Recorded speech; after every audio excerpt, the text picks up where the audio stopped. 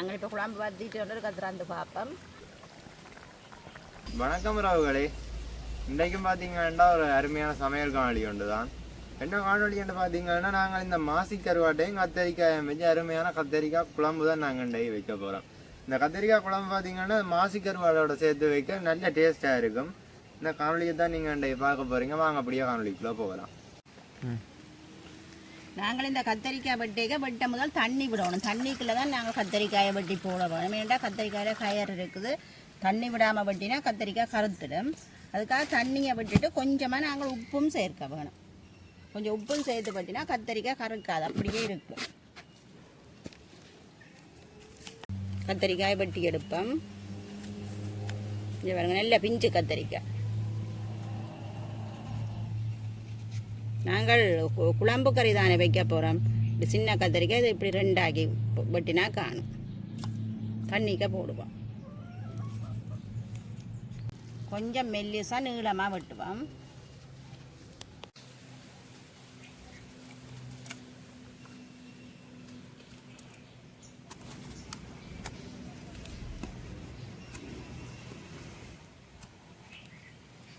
கத்தரிக்காய் இப்போ கொஞ்சம் தட்டுப்பாடு தான், கொஞ்சம் விலையும் கூட. கத்தரிக்காய் நல்ல பெரிய கத்தரிக்காய்.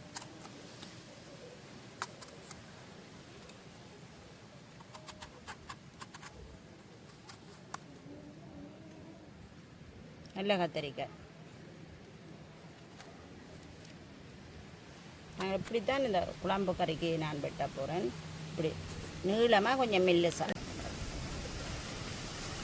நாங்கள் கத்தரிக்காய் எல்லாம் நல்ல வடிவாக வெட்டி எடுத்துட்டோம். நீளமாக தான் நான் வெட்டி இருக்கிறேன். இப்படி தான் வெட்டி இருக்கிறேன். அப்படியே வெட்டுறதுக்கப்புறம் வெங்காயத்தை வெட்டி எடுப்போம். சின்னனா வெட்டுவேன். கரைக்கு தானே சின்னனா வெட்டினா டக்கண்டு வதங்கிடும்.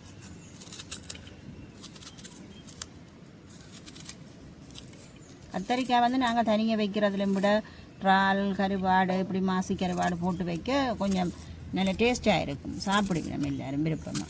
மாசி கருவாடு போட்டால் ஒரு தனி டேஸ்ட் வரும். அந்த இறால்கள் போடுறதை விட நல்ல டேஸ்டாக இருக்கும்.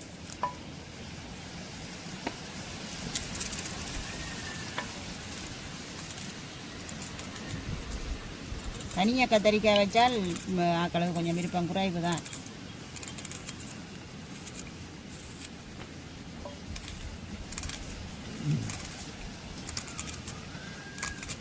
பச்சை மிளகாயை நான் இப்படி நீளமாக வெட்டிட்டு கொஞ்சம் பெருசாக விட்டுவேன். நான் கிழக்க பச்சை மிளகாய் சேர்க்கல, 2-3 தான் சேர்க்கிறேன். ஏன்னா தூள் சேர்க்க அப்புறம் குழம்பு கறி தானே, அதோட 2-3 உள்ளியும் எடுத்துருக்கேன். அதையும் நான் வெட்டித்தான் சேர்க்க போகிறேன்.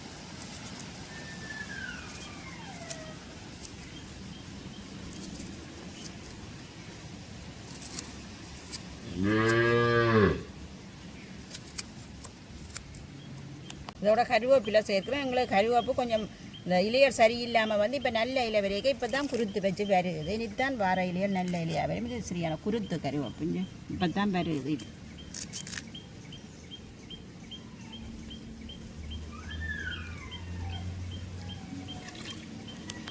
இதெல்லாம் நாங்கள் கறிக்கு வதக்கிற பொருள்கள் இதெல்லாம் தான். இதோட நான் பெருஞ்சீரகம் வெந்தயம் சேர்த்துக்கொள்ளுவேன். அடுப்பு நல்லா எரியுது. நான் சட்டி அடுப்பில் வைக்கிறேன். சட்டி சூடாகிட்டுது. நான் இதில் வதக்குறதுக்காக எண்ணெய் விடுறேன். தேங்காய் எண்ணெய் தான் சேர்க்குறேன். இந்த எண்ணெய் சூடாகிட்டுது. நான் வதக்குற பொருளை சேர்க்குறேன்.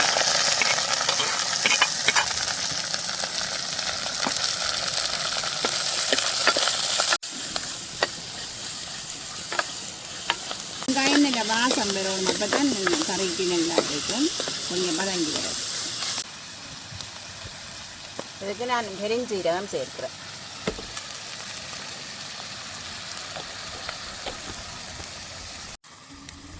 இதோட கொஞ்சம் வெந்தயமும் சேர்க்கிறேன். வெந்தயம் சேர்த்து நான் நல்லபடியாக வெங்காயத்தோடு பிரட்டி விட போகிறேன். பொரியல்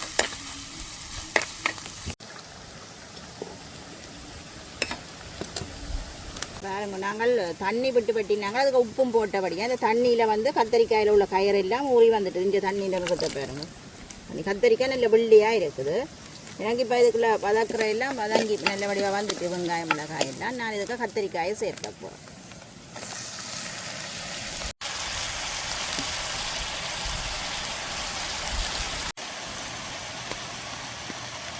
பிஞ்சு கத்தரிக்காய் டக்கண்டு அவிஞ்சு வந்துடும். நல்ல வடிவாக எல்லாத்தையும் செய்து பிரட்டி பண்ணாங்க. அவிஜங்களை குறைவாக வந்துடும். வேண்டா பிஞ்சு கத்தரிக்காய் தானே கொஞ்சம் பதங்க சரி. கத்தரிக்காய்க்கு அடுப்பு நல்லா எரிய வேணும். இல்லாட்டு கண்டல் மாதிரி வந்துடும். ஒரு மாதிரி கருத்து கொண்டு வரும். நல்லா அடுப்பு எரிக்கணும். இதை நான் மூடி விடுறேன். நாங்கள் இதை போத்தல்லி அடைச்ச மாசி கருவாடு தான் வாங்கினாங்க. இதுக்கு முருகா கழுவி போடுவோம். மடியில் எதுவும் மண் இருக்குதோ தெரியல. கழுவித்தான் சேர்க்க போகிறேன் நான் கத்தரிக்காய்க்குள்ள. கத்தரிக்காய்க்குள்ள மாசி கருவாடு போடுறதுக்கு ஒரு தனிச்சுவையான கறியாக வரும். எல்லாத்தையும் சேர்த்து நாங்கள் பிரட்டிட்டு மூடி விடுவோம். கத்தரிக்காய் வந்து திறந்து விட்டாலும் அந்த மேல் பக்கம் ஒரு மாதிரி வந்துடும். கண்டின மாதிரி வரும். நாங்கள் மூடி விடணும். மூடி அடிக்கடி பிரட்டி விடணும். ஒரு இதாக மூடி விட்டாலும் அந்த கண்டின மாதிரி வரும்.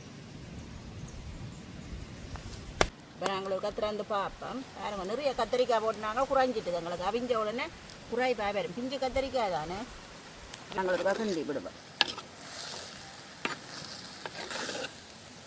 இப்போ நான் இதுக்குள்ள உப்பு சேர்க்க போகிறேன். தேவையான அளவு உப்பு சேர்க்கிறேன். தேவையான அளவு தூள் சேர்த்துக்கொள்கிறேன். நான் மிளகாயும் சேர்த்தேன். அளவாக சேர்த்துக்கொள்கிறேன்.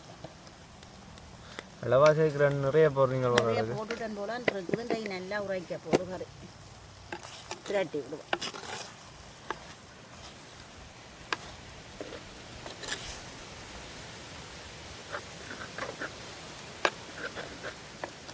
இப்படி நாங்கள் பால் விட முதல் தூளை போட்டு பிராட்டினா அந்த தூள் வைக்க கொஞ்சம் குறைவாக இருக்கும். தூள் வைக்க இடங்க பால் விட நல்லா இருக்கும் கறிக்கு.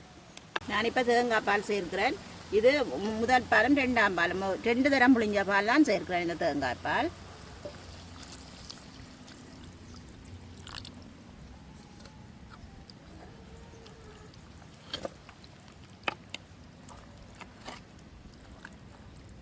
பால் விட சரியாக இருக்குது. தூள் எங்களை இந்த பாலும் காணும். அப்படியே நாங்களே இனி மூடி விட்டுட்டு இருப்போம்.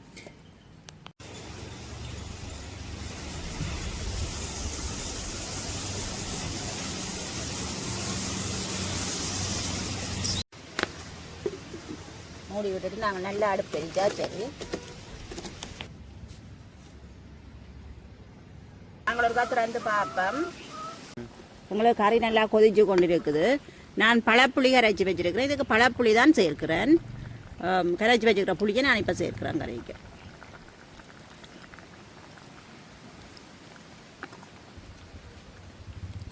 நான் எல்லாமே கறிக்கு சேர்த்துட்டேன். இனி நல்லபடி மூடி கொஞ்சம் பத்த விட்டேன்டா சரிங்க. கொஞ்சம் குழம்பாக இருக்குது. கொஞ்சம் பத்தி வர வேணும். எங்களுக்கு கறி ரெடி ஆகிட்டு ஒரு கத்திராந்து பார்க்க போகிறேன். நல்ல வடிவாக பத்தி குழம்பாக வந்துட்டு எங்களுக்கு நல்ல கமகமாண்ட மணத்தோடு இருக்குது. கத்திரிக்காயும் மாசி கருவாடும் கறி. நான் ஒருக்கா வாயில் வச்சு பார்த்துட்டேன். நல்ல டேஸ்ட்டாக இருக்குது. உப்பு புளியெல்லாம் கணக்கு பார்த்தேன். நான் தான் சாப்பிட்டு பார்க்கணும் இப்படி இருக்கு. ஓ, நான் அப்படியே இறக்கி எடுக்க போகிறேன். உங்கள் டொம்பேசிமா இப்போ தான் பூர்க்குது. இந்த மா பார்த்தீங்கன்னா அந்த நிறைய காய்க்காது. எங்கேயாவது ஒரு இடத்துல பூ பூக்கும். ஆனால் அந்த பெரிய காயாக வரும். ஒரு பழமே 1 கிலோவுக்கு கூட நிறைய காய்க்கிறேன் இல்லை, கொஞ்சம் காய் தான் காய்க்கும். ஆனால் ஒரு காய் 1/2 கிலோ 3/4 கிலோ காய் அப்படி வரும். 2-3 இடத்துல பூத்துருக்கு. பெரிய பெரிய காயாய் காய்க்கும். நாங்கள் இன்றைக்கு நல்ல பச்சை அரிசி சோறும் சமைச்சு அதோட கத்தரிக்காயும் மாசி கருவாடும் போட்டு நல்ல ஒரு குழம்பும் வச்சு அதுக்கு ஒரு வெண்டிக்காய் பால் கறியும் வச்சிருக்கிறோம். இப்போ பார்த்தீங்கன்னா இல்லை நாங்கள் நல்ல வடிவாக சமைச்சு எடுத்துட்டோம். இந்த கத்தரிக்காய் மாசி கருவாடு நல்ல வாசம் வந்து கொண்டு இருக்கு. இந்த கறியிலேருந்து இறக்கியே நல்ல வாசம் வந்தது. இப்போ சாப்பிட்டு பார்ப்போம் எப்படி இருக்குண்டு. வெண்டிக்காய் கறியோட சேர்த்து சாப்பிட்டு பார்ப்போம்.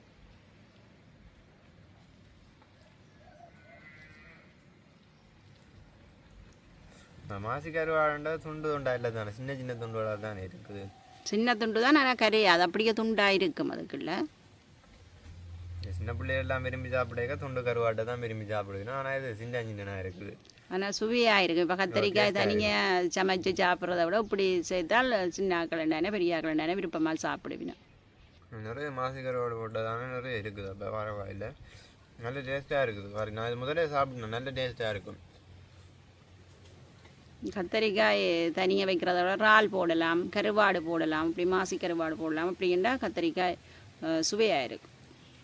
மாசி கருவாடு தான் தனி டேஸ்ட்டு, நல்ல டேஸ்ட்டாக இருக்குது கறி. இறால் போட்டு வச்சாலும் சின்ன ஆக்களுக்கு விருப்பமாக இருக்கும். பால் கறிக்கையும் இறாலும் கத்தரிக்காயும் பால் கறி வைக்கவும் நல்லா இருக்கும். இப்போ இது மாதிரி மாசி கருவாடு இப்போ கடை வழியாக கிடக்குந்தாங்க. அப்போ அதை வாங்கி நீங்களும் கறி வச்சு சாப்பிட்டு பாருங்க. நிறைய பேர் சாப்பிட்டுருப்பீங்கன்னு தான் நினைக்கிறேன். இதை விட்டுருக்க மாட்டீங்க, நல்ல டேஸ்ட்டாக இருக்கும், எல்லாருக்குமே தெரியும். இப்போ நீங்களும் இதை கட்டாயம் செய்து சாப்பிட்டு பாருங்க, நல்லா இருக்கும்.